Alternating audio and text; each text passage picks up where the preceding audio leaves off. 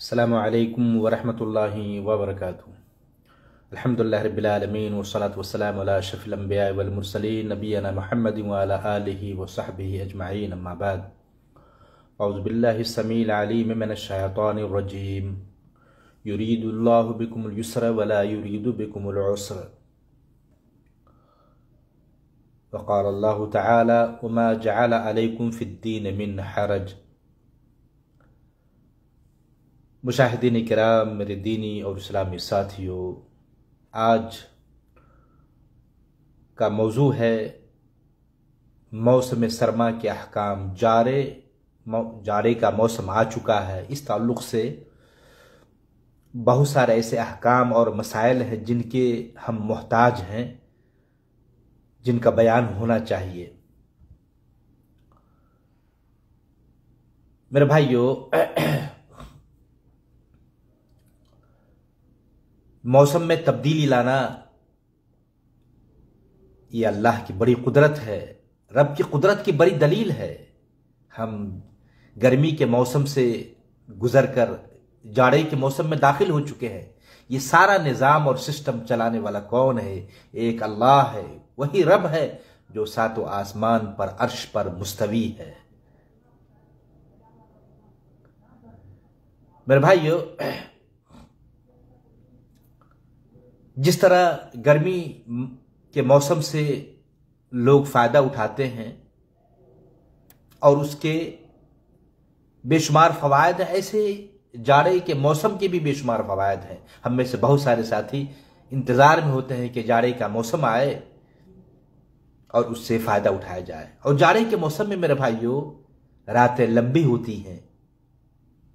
अल्लाह के नेक बंदे रात को जागकर क़ियामुल लैल करते हैं, तहज्जुद की नमाज पढ़ते हैं, रब को याद करते हैं और बेहतरीन नींद भी लेते हैं।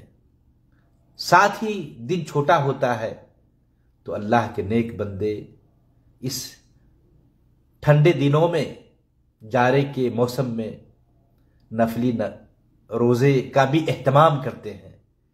ये सब नेमतें हैं रब की तरफ से। मेरे भाइयों,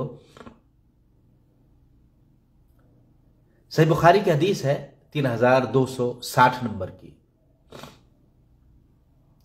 अन अबी हुरैरा रज़ियल्लाहु तआला अन्हु क़ाल क़ाल रसूलुल्लाह सल्लल्लाहु अलैहि वसल्लम इश्तक़तिन नारु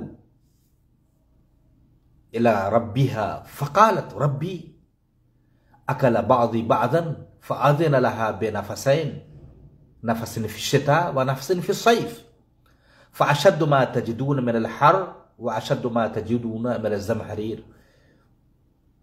सही बुखारी की हदीस है। अबू हुरैरा रज़ियल्लाहु तआला अन्हु रावी हदीस है।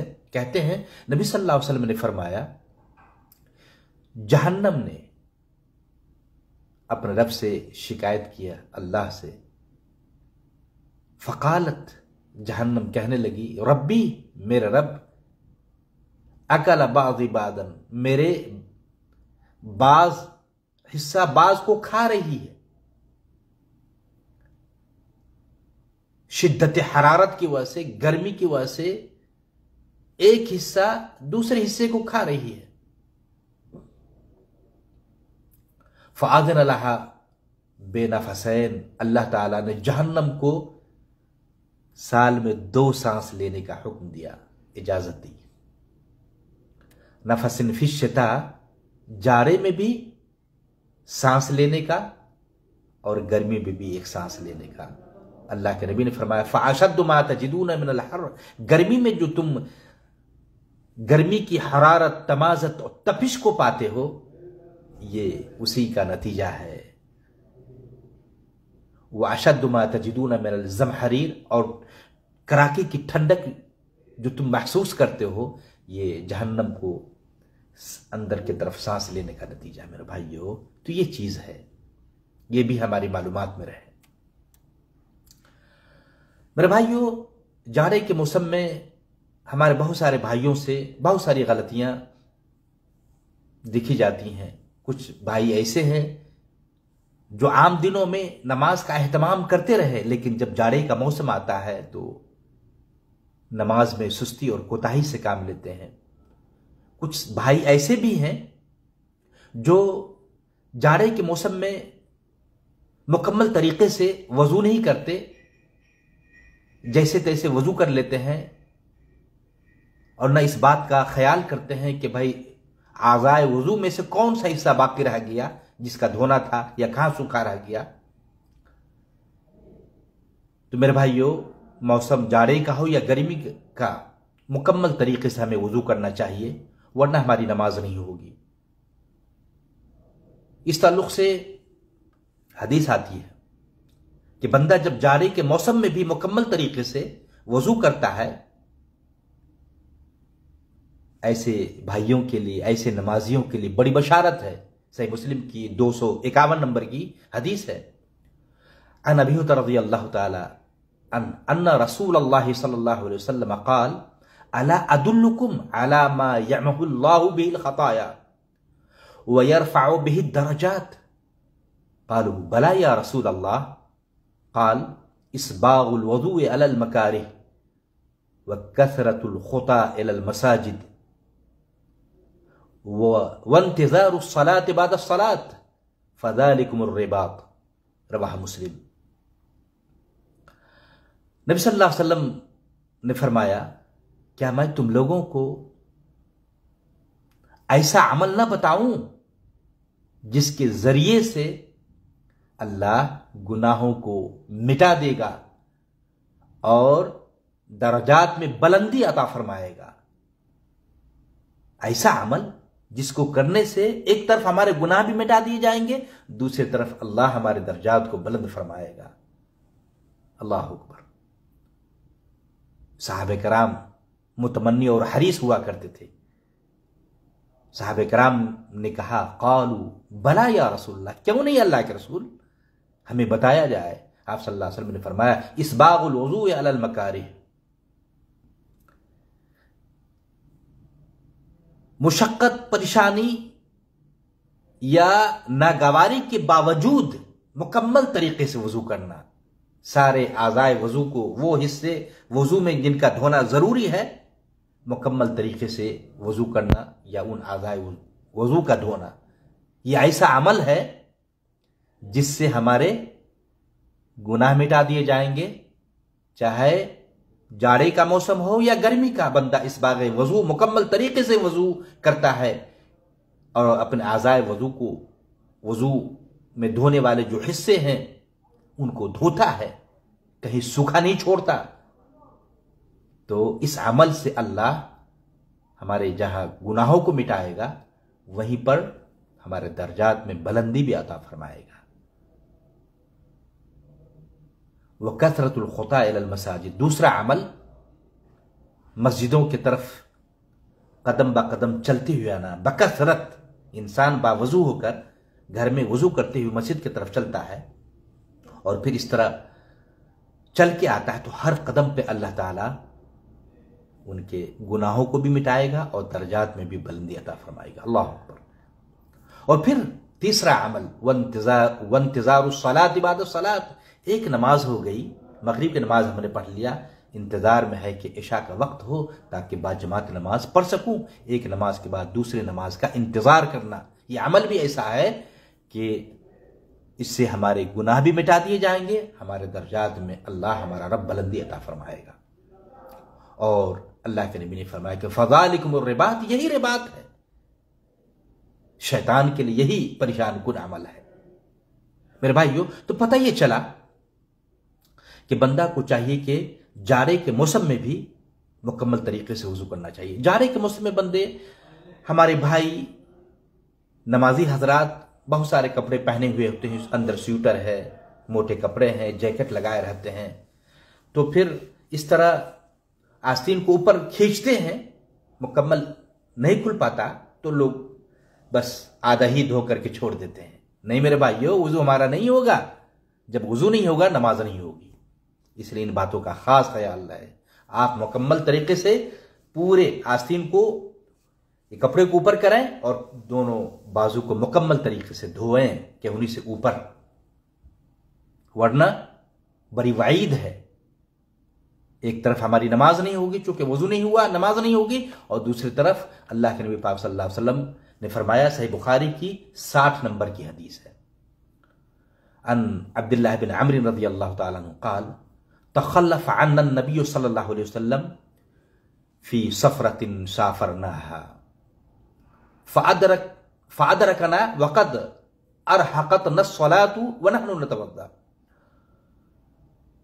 फ़जअलना नमसहु अला अर्जुलिना फ़नादा बिअला सौतिही वैलुल लिल अक़ाबि मिनन नार मर्रतैन औ सलासन रवाल बुखारी। देखें, से बुखारी की हदीस है, अब्दुल्लाह बिन अमर बिन आस रज़ियल्लाहु तआला अन्हु का बयान है कि हम लोग नबी सल्लल्लाहु अलैहि वसल्लम के साथ सफर में थे, नबी सल्लल्लाहु अलैहि वसल्लम पीछे रह गए। फिर अल्लाह के नबी पाक सल्लल्लाहु अलैहि वसल्लम ने हमें उस वक्त पा लिया जब नमाज का वक्त हो चुका था, वो नहनु नतवज़्ज़ा, और हम लोग वजू बना रहे थे। तो हम लोग अपने पांव को धोने लगे, फजअलना नमसहु अला अर्जुलिना फनादा बिअला सौती, यानी अपने पांव पर मसाह करने लगे, फनादा बिअला सौती, अल्लाह के नबी पाक सल्लल्लाहु अलैहि वसल्लम ने बुलंद आवाज से पुकारा, वैलुल लिल अक़ाबि मिनन नार, खराबी है एड़ी वालों के लिए, उस हिस्से को जहन्नम की आग छुएगी। 2 मरतबा या 3 मरतबा फरमाया। मेरे भाइयों, अंदाजा लगाएं कि अगर बंदा वजू बना करके और वजू का बास हिस्सा अगर सूखा रह जाए और वहां तक पानी ना पहुंचे, पकड़ होगी अल्लाह के यहां। अगर इंसान पांव को धो रहा है और फिर जल्दी जल्दी में एहतमाम नहीं करता और फिर कुछ हिस्सा सूखा रह जाता है, या बाजू को धो रहा है और फिर सूखा रह जाता है, कपड़े को खींच नहीं पाते हैं, और हम लोग इन बातों का एहतमाम नहीं करते और इस तरह आज़ाए वजू में कुछ हिस्सा सूखा रह जाता है, तो मेरे भाइयों, अल्लाह के यहां पकड़ होगी। इन बातों का खास ख्याल रहे। वहीं पर वजू मुकम्मल न होने की वजह से हमारी नमाज भी सही नहीं होगी।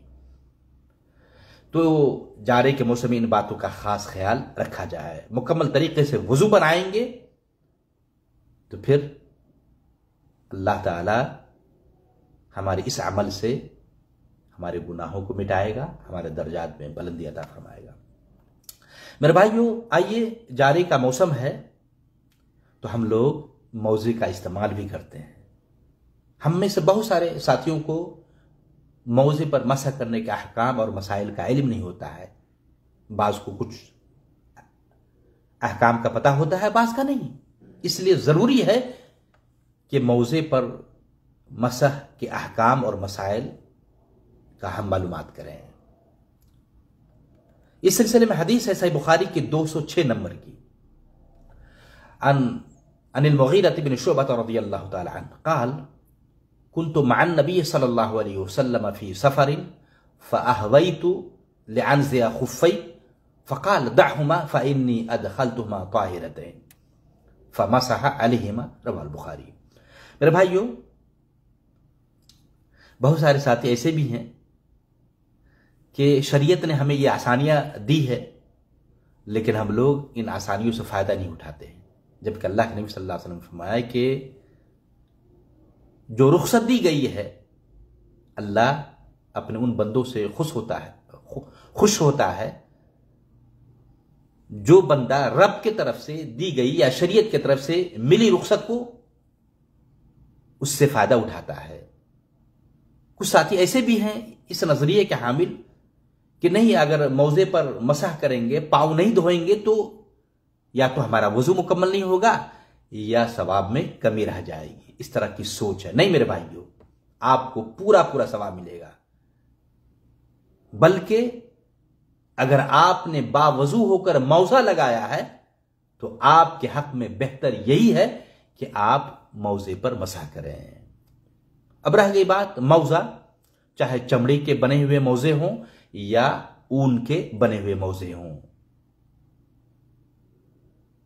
ऊन के बने हुए मौजे पर भी सहाबे कराम से उस पर मसह करने का सबूत मिलता है। बल्कि अल्लामा इब्न क़य्यिम रहमहुल्लाह ने बताया है कि तकरीबन 13 सहाबा से सबूत है कि वो जौरब पर, जिसे अरबी में जौरब कहा जाता है, ऊन के बने हुए या इस तरीके से कपड़े के बने हुए मोजे पर मसह किया करते थे और इस तरह का सबूत है। कुछ साथी ऐसे भी हैं जो कहते हैं कि नहीं, चमड़े के बने हुए मोजे पर मसह करेंगे और ऊन के बने हुए मोजे पर या इस तरह कपड़े के बने हुए मोजे पर मसह नहीं करेंगे। नहीं मेरे भाइयों, मौजा चाहे चमड़े का बना हुआ हो या ऊन का, दोनों पर इसका सबूत है और करना चाहिए। तो मैंने जो हदीस पढ़ी है सही बुखारी की 206 नंबर की, मुग़ीरा बिन शुबा रज़ी अल्लाह तआला अन्हु बयान करते हैं कि मैं नबी सल्लल्लाहु अलैहि वसल्लम के साथ एक सफर में था। मैं आप सल्लल्लाहु अलैहि वसल्लम के पांव की तरफ झुका ताकि आपके पाय मुबारक से मौजे को उतारूं। आप सल्लल्लाहु अलैहि वसल्लम वुजू करते हुए जब पांव धोने की बात आई तो मुग़ीरा बिन शुबा रज़ियल्लाहु अन्हु कहते हैं कि मैं आप सल्लल्लाहु अलैहि वसल्लम के पांव की तरफ झुका ताकि मौजा को उतार लें और आप सल्लल्लाहु अलैहि वसल्लम अपने पांव को धोएं। आप सल्लल्लाहु अलैहि वसल्लम फरमाया कि दअहुमा, छोड़ दो इसको, फ़इन्नी अदखलतुहुमा ताहिरतैन, इसको छोड़ दो, मैंने इसे पाकी की हालत में लगाया है, दाखिल किया, पहना है। फमसह अलैहिमा, आप सल्लल्लाहु अलैहि वसल्लम ने उन दोनों पर मसह किया। बड़ी दलील है इस बात की। अगर मौजा पर मसह करने के बजाय पांव को धोना ही अगर ज्यादा अजर सवाब की दलील होती और सबूत होता और ज्यादा धोने में सवाब होता तो मेरे भाइयों, अल्लाह के नबी पाक सल्लल्लाहु अलैहि वसल्लम मौजा उतार करके पांव को धोते। ये बड़ी दलील है इस बात की कि अगर किसी शख्स ने मौजा बावजू होकर पहना है, पाकी की हालत में पहना, और इसकी दलील भी है जैसा कि अभी आपने सुन लिया इस हदीस में जो सही बुखारी की 206 नंबर की हदीस है कि आप सल्लल्लाहु अलैहि वसल्लम फरमाए कि फ़इन्नी अदखलतुहुमा ताहिरतैन, मैंने पाकी की हालत में यानी बावजू होकर पहना है। तो मौजा पर मसा करने के जहां बहुत सारे शुरूत हैं, उनमें से एक ये भी है कि मौजा पाक होना चाहिए और फिर मौजा बावजू होकर पहना गया हो, लगाया गया हो, उस मौजे पर आप मसा करेंगे।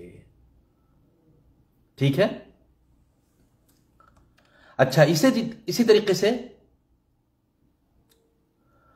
मौजा पर मसा करने की मुद्दत, इस ताल्लुक से सही मुस्लिम की 276 नंबर की हदीस है। अन अली बिन अबी तालिब रज़ियल्लाहु ताला क़ाल जअल रसूलुल्लाह सल्लल्लाहु अलैहि वसल्लम थलासत अय्यामिन व लियालियहुन्ना लिलमुसाफिर व यौमन व लैलतन लिलमुक़ीम, रवाह मुस्लिम। अली बिन अबी तालिब रज़ियल्लाहु ताला बयान है कि नबी सल्लल्लाहु अलैहि वसल्लम ने 3 दिन 3 रात मौजे पर मसह, बाद रिवायत में आया है कि यानी अलल मसह अलल खुफ़ैन, इस तरह कुछ इबारत के इजाफे के साथ कि अल्लाह के नबी पाक सल्लल्लाहु अलैहि वसल्लम ने मुसाफिरों के लिए 3 दिन 3 रात और मुकीम के लिए जो घर पर है, सफर में नहीं है, घर पर है, उनके लिए 1 दिन और 1 रात यानी 24 घंटे मुकीम के लिए, मुसाफिर के लिए 72 घंटे मौजे पर मसा करने की मुद्दत बनाया है। सफर में है मुसाफिर, बावजू कर मौजू पर लगाया है तो लगातार वो 72 घंटे अगर पहना रह जाए मौजे पर मसा कर सकता है। और इस बात का खास ख्याल है, ऐसा नहीं कि मौजे में बदबू आ रही है, बू आ रही है, हम लगाए हुए नहीं मेरे भाइयों, इससे हमारी नमाज में भी खलल पैदा होगा और दूसरे नमाजियों को भी तकलीफें पहुंचेंगी। तो इन बातों का खास ख्याल रहे। तो ये सहूलत दी गई मुसाफिरों के लिए 3 दिन 3 रात और मुकीम के लिए, घर पे रहने वालों के लिए 1 दिन 1 रात, चाहे मर्द हो या औरत, सब लोग शरीयत की इस आसानी से फायदा उठा सकते हैं। और ये मसाह का शुमार कब से होगा? मुसाफिर के लिए 3 दिन 3 रात और मुकीम के लिए, घर पे रहने वालों के लिए 1 दिन 1 रात, कब से हम गिनेंगे? तो याद रखा जाए, जब से आप मसाह करेंगे। मिसाल के तौर पर आपने फजर के वक्त मौजा लगाया है और जोहर के वक्त वुजू बनाते वक्त मसा कर रहे हैं तो जोहर के वक्त से ही शुमार किया जाएगा। तो ये भी खास ख्याल है, जैसा कि शेख मोहम्मद बिन सालेह अल उसैमीन रहमतुल्लाह ने बताया है। मेरे भाइयों, और याद रखा जाए कि मौजा पर मसा करेंगे तो कहां, ऊपर या नीचे, इसकी भी वजाहत है। सही सुनन अबी दाऊद की रवायत है, हदीस नंबर 164, रावी अली बिन अबी तालिब रज़ियल्लाहु ताला अन्हु, अन अली रज़ियल्लाहु ताला अन्हु क़ाल लौ कान अद-दीनु बिर्राय लकान अस्फलुल खुफ़ औला बिल मस्ह मिन आला वक़द रायतु रसूलल्लाह सल्लल्लाहु अलैहि वसल्लम यमसहु अला ज़ाहिर खुफ़ै, रवाह अबू दाऊद। अली बिन अबी तालिब रज़ी अल्लाह तआला अन्हु को बयान है कि अगर दीन का इन्हिसार राय पर होता, अकल पर होता कि अकल में जो आए करे, लकान असफल खुफ़ औला बिल मसअल मिन आला हो, तो कहते हैं कि मौजे पर मसा करना नीचे के बजाय, ऊपर के बजाय नीचे ही ज्यादा बेहतर होता, दुरुस्त होता, चूंकि गंदगी नीचे लगती है। और बता रहे हैं वक़द रायतु रसूलल्लाह सल्लल्लाहु अलैहि वसल्लम यमसहु अला ज़ाहिर खुफ़ै, और मैंने रसूलुल्लाह सल्लल्लाहु अलैहि वसल्लम, अली बिन अबी तालिब कहते हैं कि मैंने नबी सल्लल्लाहु अलैहि वसल्लम को मौजे के ऊपर हिस्से पर, ज़ाहिरी हिस्से पर मसाह करते हुए देखा है। तो देखेंगे यहां भी भाइयों से गलती होती है कि बहुत सारे साथी ऊपर भी नीचे भी मसा करते। क्यों ऊपर नीचे करेंगे भाई? जब सबूत है ऊपर पे मसा करने का तो नीचे न किया जाए, बल्कि ऊपर ही पे हम मसा करें। पांव की अंगुली से शुरू करेंगे और पिंडली, यानी जहां से पिंडली की शुरुआत होती है वहां तक, और मौजा बिल्कुल ऐसा मौजा हो कि टखना जो है, टखना ढका हुआ हो, टखने से ऊपर हो। तो इन बातों का खास ख्याल रखा जाए। और फिर देखा आपने, हाँ, इसमें एक बात ये भी ख्याल रखा जाए कि किस तरह मसा किया जाए। अभी ऊपर की जो हदीस मुगीरा बिन शुबा वाली हदीस है, जो सही बुखारी की 206 नंबर की हदीस है, जिसमें आपने देखा कि आप सल्लल्लाहु अलैहि वसल्लम फरमाए कि फ़इन या दखलतुमा ताहिरतिन फमसह अलैहिमा, आप सल्लल्लाहु अलैहि वसल्लम ने उन दोनों पर मसा किया। शेख मोहम्मद बिन सालेह अल उथैमीन रहमतुल्लाह बताते हैं कि अफजल यही है कि मौजा पर मसा करते हुए दोनों हाथ को भिगा करके पांव की अंगुली से ऊपर के हिस्से से शुरू करे और फिर पिंडली के शुरू के हिस्से तक ले आए एक बार। अगर किसी ने दायां को और फिर बायां को करे, इसमें भी कोई हर्ज की बात नहीं है, लेकिन अफजल तरीका यही कि एक बार मसा हो और ऊपर हिस्से का। मेरे भाइयों, इसी तरीके से जाड़े के मौसम में काफी ठंड हो कि इंसान की जान का भी खतरा हो, परेशानी हो, तो उस सूरत में बंदा दो नमाज को इकट्ठे करके, जिसको हम कहते हैं कि जमा बैन सलातैन, ऐसा कर सकते हैं। और इसकी भी दलील शरीयत के अंदर मिलती है। सही मुस्लिम की 705 नंबर की हदीस है। अन इब्न अब्बास रज़ियल्लाहु तआला अन्हुमा क़ाल जमा रसूलुल्लाह सल्लल्लाहु अलैहि वसल्लम बैन ज़ुहर वल अस्र वल मग़रिब वल इशा बिल मदीना फी गैर खौफिन वला मतर। क़ील लिब्न अब्बास रज़ियल्लाहु अन्हुमा मा अराद इला ज़ालिक क़ाल अराद अन ला युहरिज उम्मतह, रवाह मुस्लिम।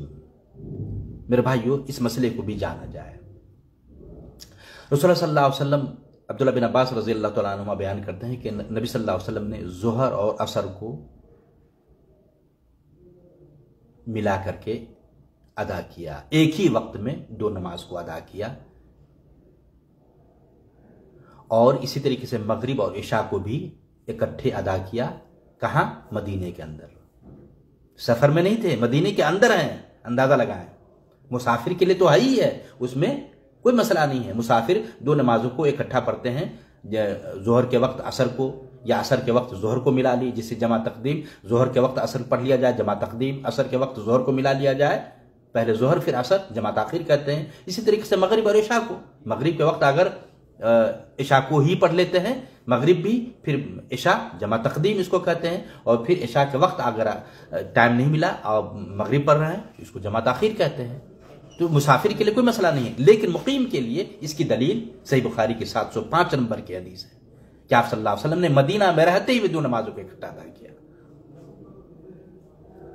और कोई डर खौफ का भी जंग का मैदान नहीं था और न ही बारिश के अय्याम थे, वला मतर। तो पता ही चला, पूछा गया अब्दुल्लाह बिन अब्बास रज़ियल्लाहु तआला अन्हुमा से कि भाई ऐसा क्यों किया आप सल्लल्लाहु अलैहि वसल्लम ने? तो कहा कि अल्लाह के नबी पाक सल्लल्लाहु अलैहि वसल्लम ने इरादा किया कि उम्मत मोहम्मदिया किसी हर्ज में, तंगी में मुब्तला ना हो। तो मेरे भाइयों, तो इस तरह अगर मसाइल आ जाए, परेशानी आ जाए, तो आप दो नमाजों को इकट्ठे पढ़ सकते हैं। जोहर के वक्त तेज आंधी है, ठंडक, कड़ाके की ठंडक है, तो आप जोहर के वक्त असर को पढ़ लें, असर की नमाज पढ़ लें, या मगरिब के वक्त इशा को पढ़ लें, यानी मगरिब पढ़ करके और फिर इशा को उसी वक्त पढ़ लें। इसमें कोई हर्ज की बात नहीं है और सवाब में भी कोई कमी नहीं आएगी। मेरे भाइयों, इसी तरीके से और भी बहुत सारे मसाइल हैं कि कड़ाके की ठंडक है और पानी भी ठंडा है, कुछ ऐसे वसाइल भी नहीं है कि पानी को गर्म किया जाए, तो फिर क्या किया जाए? उस सूरत में क्या तयम्मुम कर सकते हैं? अल्लामा इब्न बाज़ रहमहुल्लाह से पूछा गया इस मसले के बारे में, तो आपने बताया कि अगर हालात ऐसे हों कि सख्त ठंडक हो, जगह ऐसी हो, सहरा है, बयाबान मैदान है, पानी गर्म करने के कोई आलात भी नहीं है, सिस्टम भी नहीं है, काफ़ी ठंडक है, अगर ठंडे पानी से वुज़ू किया जाए तो फिर ज़रर और नुकसान का ख़तरा है, नुकसान हो सकता है, बीमारी आने का इम्कान है, तो उस सूरत में बताया कि आप ऐसे शख्स तयम्मुम करके नमाज पढ़ सकता है। जैसा कि अल्लामा इब्न बाज़ रहमहुल्लाह दलील में अमर बिन आस रज़ी अल्लाह ताला अन्हु का अमल पेश करते हैं कि नबी सल्लल्लाहु अलैहि वसल्लम के ज़माने में जब सख्त ठंडक थी, जारे का वक्त था, और वख़ाफ़ अला नफ्सी, उन्होंने अपने ऊपर डर महसूस किया कि अगर हम ठंडे पानी से वुज़ू बनाएंगे तो ख़तरे का इम्कान है, तो कहते हैं कि तयम्मम, उन्होंने तयम्मुम किया अमर बिन आस रज़ी अल्लाह ताला अन्हु ने, और फिर नबी सल्लल्लाहु अलैहि वसल्लम ने उसको बाकी रखा। तो पता ही, तो अगर इस तरह के मसाइल हो और ठंडक, कड़ाके की ठंडक हो, डर इस बात का हो कि अगर ठंडे पानी से वुज़ू बनाया जाए तो नुकसान का खतरा है, अंदेशा है, तो उस सूरत में तयम्मुम कर सकता है। लेकिन अगर इस तरह का कोई बात नहीं है तो बिला ज़रूरत तयम्मुम नहीं मेरे भाइयों। तो मेरे भाइयों, ये सारे मसाइल हैं, और इसी तरीके से ये अय्याम जो है बिलखुसूस सऊदी अरब या गल्फ कंट्री में बारिश के अय्याम भी हैं। तो जब बारिश हो तो इस ताल्लुक़ से सही बुखारी की 1032 नंबर की हदीस है, आयशा रज़ी अल्लाह ताला अन्हा बयान करती है कि अन्ना रसूलुल्लाह सल्लल्लाहु अलैहि वसल्लम कान इज़ा रअल मतर क़ाल सय्यबन नाफ़िअन। नबी सल्लल्लाहु अलैहि वसल्लम जब बारिश को देखा करते थे तो ये दुआ पढ़ा करते थे, अल्लाहुम्मा सय्यबन नाफ़िअन, अल्लाह इस बारिश को नफ़ा बख्श बारिश बना। तो ये छोटी सी दुआ है, जब बारिश हो रही हो तो उस वक्त आप दुआ पढ़ें, अल्लाहुम्मा सय्यबन नाफ़िअन। मेरे भाइयों, इसी तरीके से तेज़ आंधी के अय्याम भी हैं, कहीं कहीं तेज़, अभी कुछ दिनों पहले मक्का के अंदर बड़ी तेज़ आंधी के साथ बारिश हुई। तो तेज़ आंधी हो तो उस वक्त ये दुआ पढ़ा जाए, जो सही मुस्लिम में वारिद है, हदीस नंबर 899 है।